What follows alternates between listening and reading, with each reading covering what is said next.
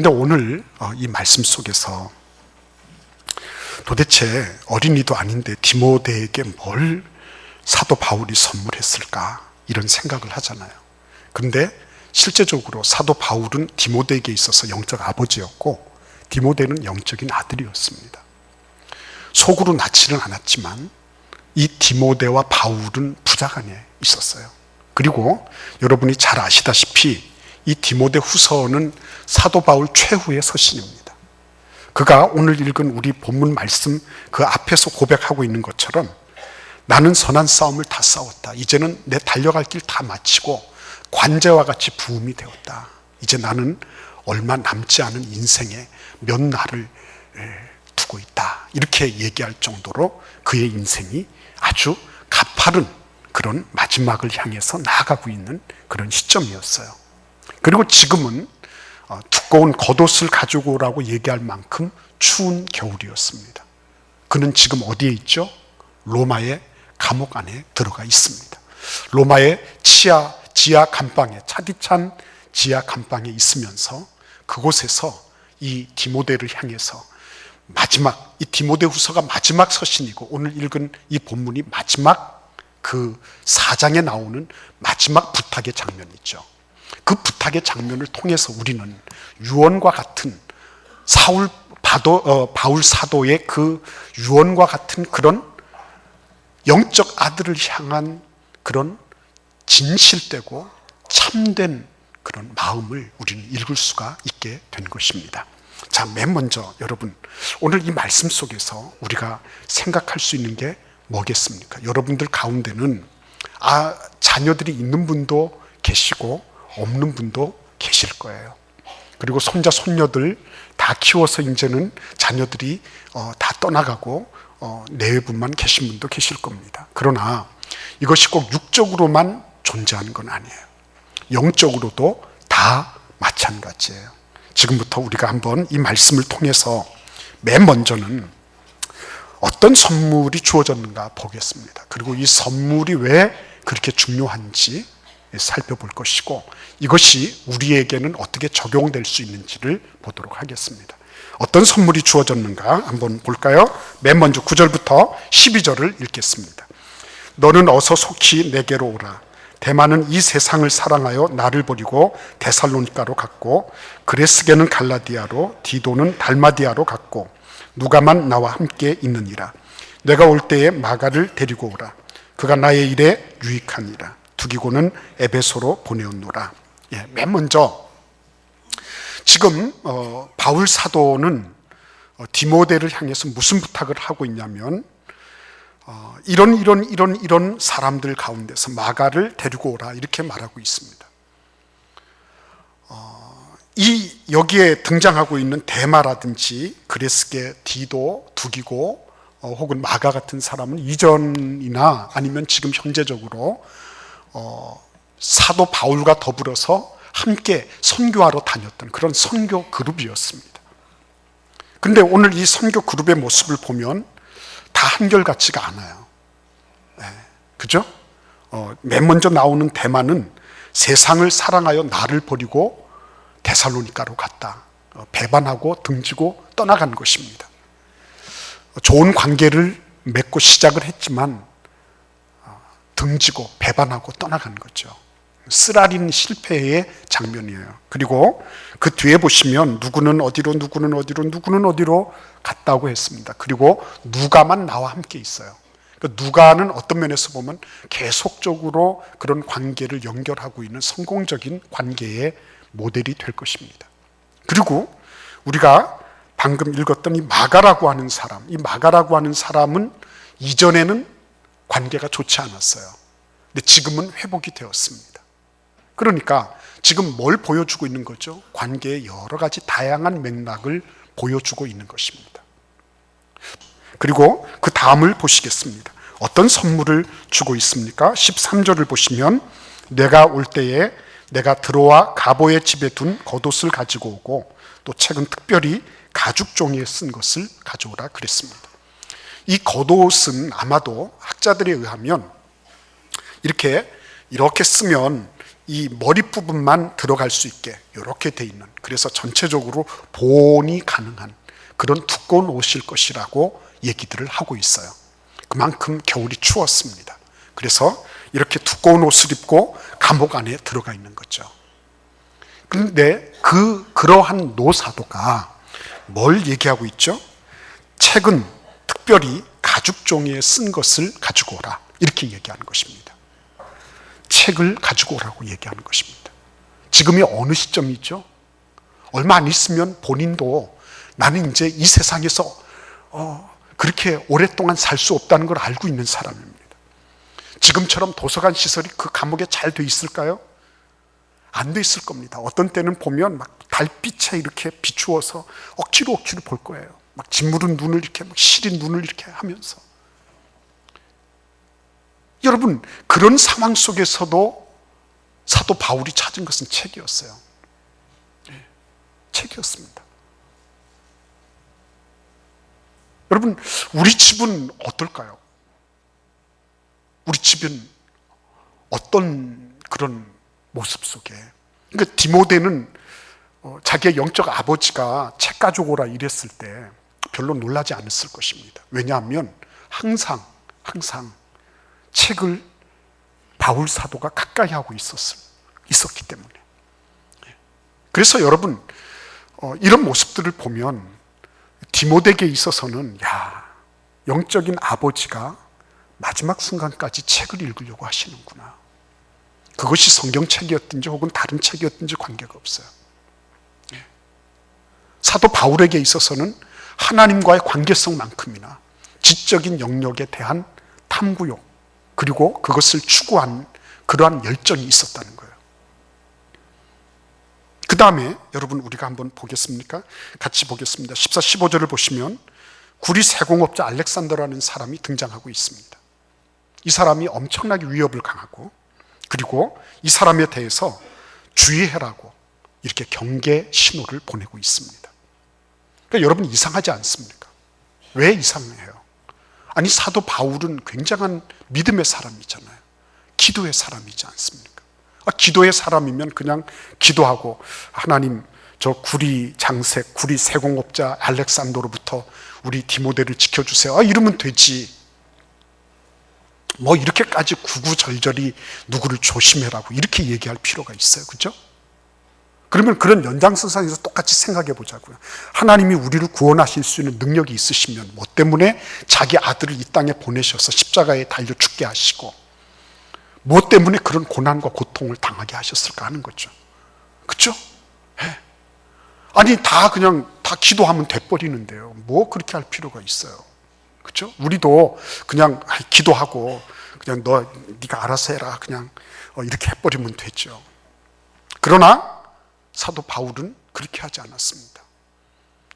왜 그의 아들, 영적인 아들 디모데에 대해서 기도하지 않았겠어요? 왜 그가 그 하나님께 올려드리는 그런 믿음이 없었겠습니까? 그럼에도 불구하고 이 사도 바울은 얘기해 주는 거예요. 구리 세공업자 이런 알렉산더라는 사람이 있어. 그 사람이 나한테 엄청나게 위협하고 도전했다. 너 그 사람 주의해야 돼. 그런데 바울 사도는 디모데에게 그런 거를 미주알 고주알 얘기해 주고 있는 것입니다. 3살 먹은 어린애가 아닙니다. 얼마든지 디모데도 구리 장색, 구리 세공업자 알렉산더가 그 지역에서 어떤 일들을 하고 있다는 것을 소문으로 들었을 거예요. 그러면 자기가 알아서 하면 되는 거예요. 근데 바울 사도는 그렇게 하지 않아요. 세밀하게 얘기해 주는 거죠. 경계하고 있는 거죠. 여러분, 이런 것들이 어떤 의미를 가지겠습니까? 맨 먼저는 우리는 이런 것을 생각할 수 있어요. 오늘 마가의 경우를 한번 보시기를 바랍니다. 마가는 굉장히 사도 바울에게 있어서는 뼈아픈 인물이었어요. 1차 선교 여행을 떠나면서 그에게 엄청난 아픔을 던진 그런 사람이었습니다. 이 마가 요한이 밤빌리아에서 그 선교팀을 이탈하는 바람에 바나바하고 바울, 이 바나바와 바울은 정말 훌륭한 그런 팀워크를 자랑하던 그런 분들이었어요. 그런데 이 바나바와 바울이 거기 사도행전 15장에 보시면 서로 심히 다투어 피차 갈라졌다고 얘기할 정도로 그 관계가 완전히 파괴되고 말았습니다. 만약에 바울과 바나바가 함께 계속 동역했다면 바울 혼자서 사역했던 것보다 얼마나 더 많은 일을 했을지 그건 모르는 거예요. 그만큼 큰 타격을 입혔던 인물이 마가였습니다. 그런데 마가를 어떻게 합니까? 지금 그를 데리고 오너라. 그가 나의 일에 유익하니라. 이렇게 얘기하는 거예요. 뭐예요? 관계가 회복되고 있는 거예요. 한번 관계가 삐그러질 수 있습니다. 영적으로도 마찬가지예요. 그렇죠? 관계가 어려워질 수 있어요. 그러나 어려워진 관계를 가지고 끝까지 무덤까지 간다. 그게 좋은 게 아니죠. 어렵지만 다시 회복할 수 있는 거. 그걸 보여주고 있는 거예요. 얼마나 실제적입니까, 여러분? 얼마나 아름다운 선물이에요. 이렇게 자기가 회복할 수 있는 거구나. 그렇게 심각한 타격을 미치고 엄청난 분란을 일으킨 그런 마가 요한이라고 하는 인물이었지만 세월이 지나면서 사도 바울의 그 성숙함 속에서 그를 다시 받아들이고 그와의 화해를 모색하고, 그렇죠? 그리고 그 관계가 회복된 것을 증거하기 위해서 그를 데리고 와. 그는 나에게 참 유익한 사람이야 라고 말해줄 수 있는 거. 디모데에게는 엄청난 유산이 있죠. 그렇죠? 그래서 이러한 것들이 우리 자녀들에게는 실제적인 삶의 행복의 근원이 되는 거예요. 아침에 좀 다퉜어요, 친구하고. 근데 다음날 학교 가서 야 미안해, 다시 회복하는 거예요. 직장에서도 나를 힘들게 하는 그런 상사가 있어요. 그래서 항상 그 상사를 보면 마음이 좋지 않아요. 그러나 그래, 그 상사 나름의 그런 부분들을 인정해주고 거기에 대해서 다시 털어버릴 줄 알고 오뚜기처럼 다시 서서 자기 일에 충실할 수 있다면 그 사람이 진짜 행복한 사람 아니겠어요? 그렇죠? 여러분, 그런 것들이 아이들에게 미치는 영향이라고 하는 건 엄청난 것입니다.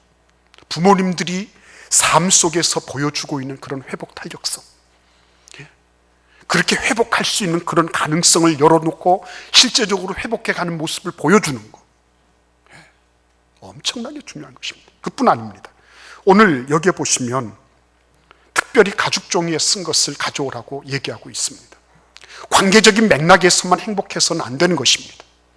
사도 바울은 디모데에게 마지막 죽는 순간까지 배워야 된다는 것을 가르쳐주고 있는 거예요. 배움에는 한계가 없는 것이다. 마지막 숨지는 순간까지, 여러분 생각해 보세요. 감방에서 흘러 들어오는 달빛에 그 손이 곱아가지고 호흡 불면서 책장을 넘겨야 되는 그런 노사도의 모습을 생각해 보십시오. 배움에는 한계가 없는 것이다. 배움에는 마지막 순간까지 배워야 되는 것이다. 이 얘기는 뭐죠? 마지막 순간까지 자기가 업그레이드 되고자 하는 거예요. 업그레이드 되고자. 자신의 지금의 현재의 지식의 지평에서만 있는 것이 아니라 계속적으로 향상해 나가고자 하는 것입니다. 계속적으로. 바울 사도가 무슨 철학에 모자랐습니까? 영적으로 삼층천을 가보지 않았습니까? 얼마나 탁월한 그런 지식의 소유자였습니까? 그럼에도 불구하고 사도 바울은 마지막 순간까지 배우기를 원했어요. 배우는 학생이었어요. 학습자였어요. 끝까지 그는 자기의 삶을 채워야 됐고 자신의 삶에 뭔가 변화가 필요한 존재라고 하는 것을 디모데에게 보여주기를 원했어요. 실제적으로 책을 읽는 사람들이 신분 상승하는 율이 굉장하다는 거 여러분 알고 계셔야 됩니다. 우리나라에도 모모한 대통령이 있습니다. 서로 YSDJ 서로 라이벌이었어요. 한 대통령은 은수저를 입에 물고 나왔고 한 대통령은 같은 섬이지만 참 어렵게 나왔습니다. 한 사람은 정말 대학 졸업장 그럴듯한 거 가지고 있었고 한 분은 그렇지 않았습니다. 근데 지적으로 볼 때 국회 도서관에서 책을 제일 많이 빌린 사람은 DJ였어요. 가장 논리적이고 가장 확실하게 설득력 있게 말할 수 있는 사람은 DJ였습니다. 누구를 우열을 가리자고 하는 것이 아닙니다. 정치적으로 누가 낫고 어떻다 그게 아닙니다. 평생 배워야 된다는 것입니다. 평생.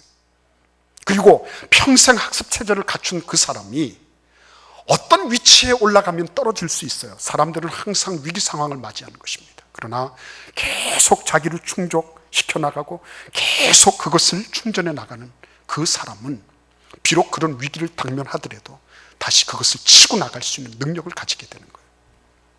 그러니까 여러분, 기독교는 근본적으로 유태인들이 한 권의 책의 사람들이라는 별명을 가지고 있는 것과 마찬가지로요, 기독교는 근본적으로 책과 뗄래야 뗄 수 없는 관계성 속에 있는 것이 우리 신앙이에요.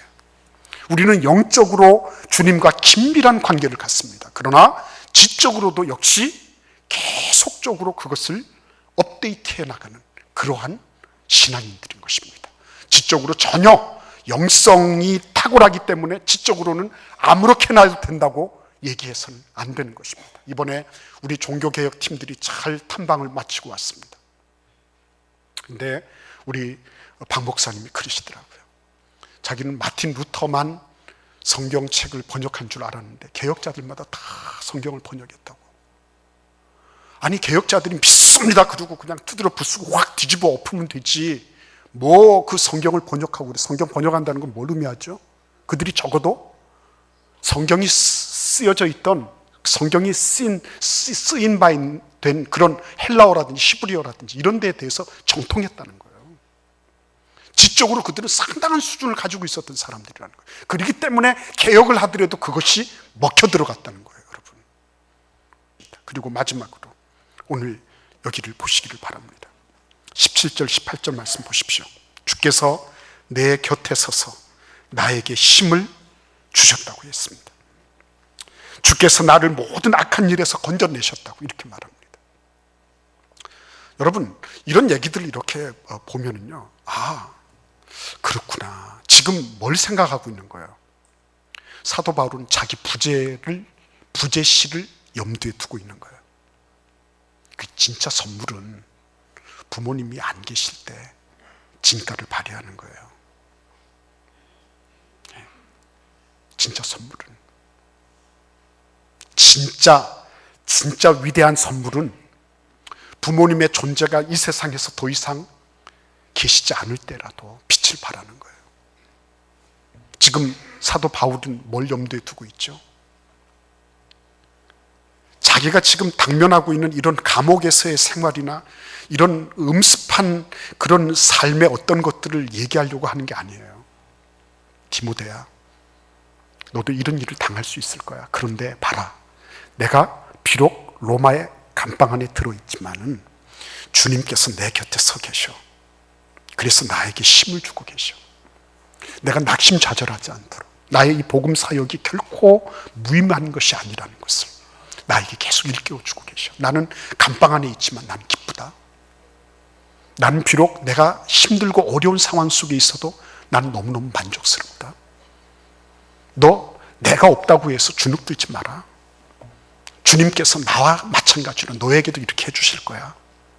주님께서 너를 이렇게 지켜주실 거야. 너에게 이렇게 도움을 주실 거야. 너를 이렇게 인도하실 거야. 그렇죠?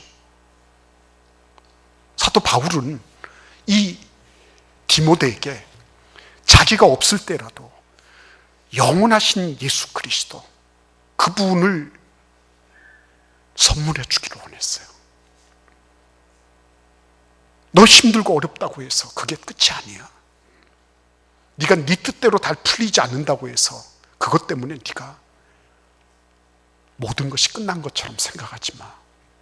하나님께서 너에게 더 아름다운 것, 우리가 알 수 없는 더 합력하여 선을 이루실 것을 이미 예배하고 계신 거야.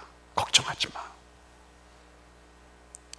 여러분, 사도 바울이 단순하게 그냥 디모데에게 이렇게 해주실 거야, 이렇게 얘기하는 것이 아닙니다. 내가 없어도, 아니 내가 없을 때라도 하나님은 여전히 너와 함께 하셔. 걱정하지 말고 염려하지 마라. 얼마나 멋진 선물입니까, 여러분? 그렇죠? 그러니까 참 행복해지는 거예요. 관계를 통해서 사람들은 대부분 행복을 누리거든요. 아무리 진수성찬이 있어도 좋은 관계 속에서 먹지 않으면 다 바발이 거꾸로 서는 거예요.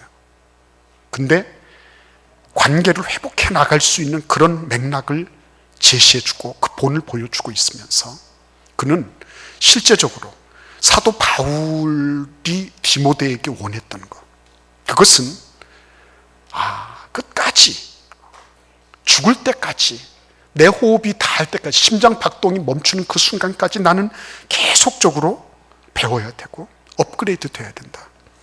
그리고 계속적으로 나는 채워져야 된다. 그렇죠? 실제적인 거예요. 현실적인 것입니다.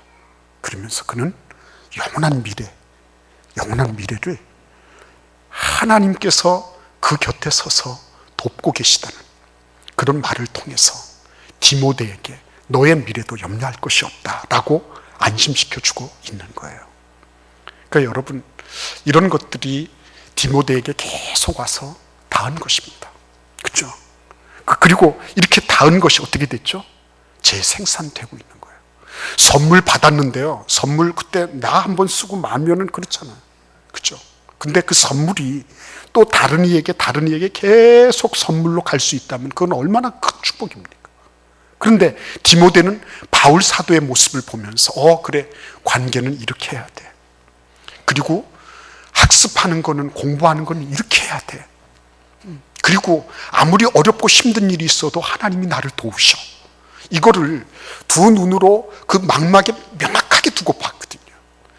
우리 부모님들이 이런 삶을 살아갈 수 있다면 그 자녀들은 걱정하지 않으셔도 돼요, 여러분. 걔네들이 지금 사회에서, 안 그러면 학교에서 성적표를 어떻게 받아오든지 간에 하나님께서 그들을, 자녀들을 향해서 가지고 계신 부모님들의 삶의 모습을 통해서 딱 보여주신 그런 든든하고 그리고 강인하고 그리고 현명한 그런 모습들이 이 자녀들을 다 붙잡고 있는 거죠. 그것처럼 위대한 선물이 어디 있습니까? 오늘 이번 5월달 맞이하면서요, 우리가 이렇게 가정행전, 공모전을 합니다. 여러분 생각해 보십시오. 멀리 많이 생각하지 마시고요. 우리 1년 동안 우리 집은 이렇게 한번 살아보자. 자녀들하고 같이 밥 먹고 이렇게 하면서요, 한번 그렇게 짜보세요. 그리고 가훈, 아니면 우리 집의 어떤 규칙 같은 거, 이런 거 한번 만들어 보세요. 그리고 교회에 제출하십시오. 우리 장지영 집사님이 참 멋있는 국전 초대작까지 막 이래가지고요, 가훈 딱 해서 주실 거예요. 당회가 여러분들 엄청나게 시상할 거, 이게 엄청나다 그러니까. 근데 그래도요, 우리 당회 장로님들이 다 준비해서 이렇게 주실 거예요. 그러니까 여러분 해보세요. 우리 자녀들하고 지금 그들에게 기본적인 거는 필요합니다. 기본적인 것까지 다 하지 말고 나는 너희들한테 무형의 선물을 줄 거야, 이렇게 하시면서, 그러면서 무형만 자꾸 이렇게 고집하지 마시고, 때로는 유형적인 선물도 필요할 때, 아직 어리니까. 그러나 그런 것들을 같이 나누시면서 이 아이들의 앞날에 정말 영원하면서도 재생산되는 그런 선물을 남기시는 우리 사랑하시는 부모님들, 또 할아버지 할머니 되시기를 기원합니다.